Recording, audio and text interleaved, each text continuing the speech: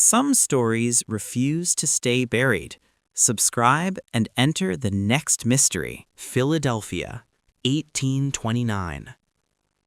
A fortress rises at the edge of the city. 7 cell blocks, 30-foot walls, and inside, silence.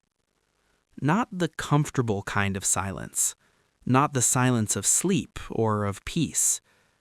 The silence of erasure. The men brought here weren't supposed to be punished. They were supposed to be saved. The prison that became a tomb. Eastern State Penitentiary was built on an idea, a Quaker idea. They believed that crime was a disease of the soul, and that the only cure was to be left alone with God. Every inmate received their own cell, their own tiny walled yard, their own sliver of sky above, carved through stone. The Quakers called it the eye of God, watching, always watching from above.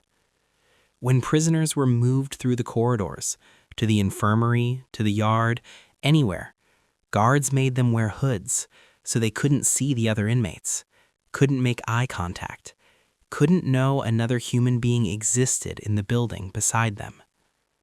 The prison held hundreds of men, and every single one of them was completely alone. Here's the part that keeps me up at night. It worked at first. Visitors from across the world came to see it. France, England, Prussia, they took notes. They called it the future of justice. But the doctors who visited told a different story. Within just a few years of Eastern State opening its doors, psychiatrists began filing reports, not about reformed souls, about men who had stopped speaking, men found curled in the corner of their cells, staring at nothing, men who screamed through the night, at what nobody knew, because nobody could ask them. Hallucinations, catatonia, self-mutilation. In 1842, Charles Dickens visited Eastern State.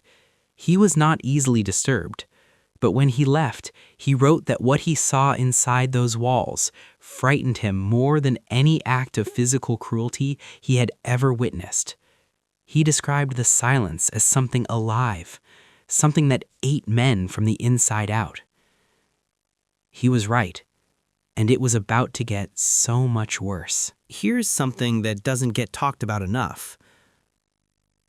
Eastern State Penitentiary didn't just break minds, it killed bodies. Consumption. That's what they called tuberculosis back then.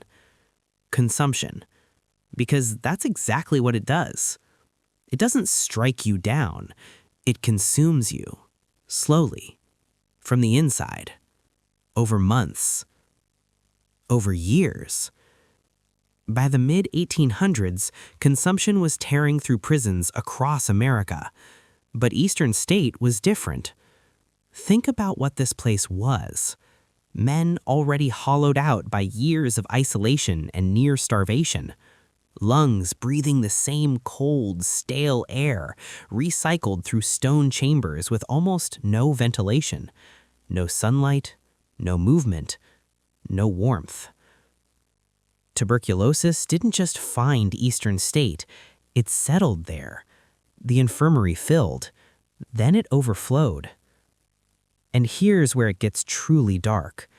The records from this period are incomplete, deliberately incomplete. Historians believe prison officials quietly buried the true scale of the epidemic because admitting that men were dying of a spreading disease inside Eastern State meant admitting something unbearable. And that the grand experiment had failed. That silence didn't save men, it made them easy to kill. Families were not always notified. Death causes were recorded vaguely. Men entered Eastern State with a name. Some left without one. And behind those walls, in those cells, in that suffocating silence, something was beginning to build. a rage that no amount of stone could contain forever. By the late 1800s, the isolation model had quietly collapsed. Not because anyone admitted it was wrong, but because the prison was simply too full. Cells built for one man held two, sometimes three, and in the space between bodies, in the dark, in the cold, men began to whisper. They passed notes, tapped on walls, learned each other's voices through the stone. The philosophy of silence hadn't reformed them. It had just made them desperate. Word was seeping out of Eastern State. Former inmates, reformers, journalists poking at the gates. Philadelphia was starting to ask questions the prison couldn't answer. And inside, the men had been pushed past the edge of what a human being can endure. Hunger strikes, riots, attacks on guards. And then, the tunnel. 12 men. A tunnel dug entirely by hand, with spoons, with fingers, with sheer will, over the course of a full year. They started inside cell block 7 and pushed outward, under the prison walls, toward the street beyond. One of those men was Willie Sutton, one of the most infamous bank robbers in American history. Sutton later said the tunnel wasn't even really about escape. It was about proof. Proof that no matter what this place had done to them, no matter how long they'd been buried alive in stone and silence, they were still there. Still human, still fighting. Most of them were caught within hours, but Sutton made it all the way to the street. He stood in the open air of Philadelphia, free for one strange, impossible morning, before they caught him, too. Eastern State Penitentiary closed in 1971.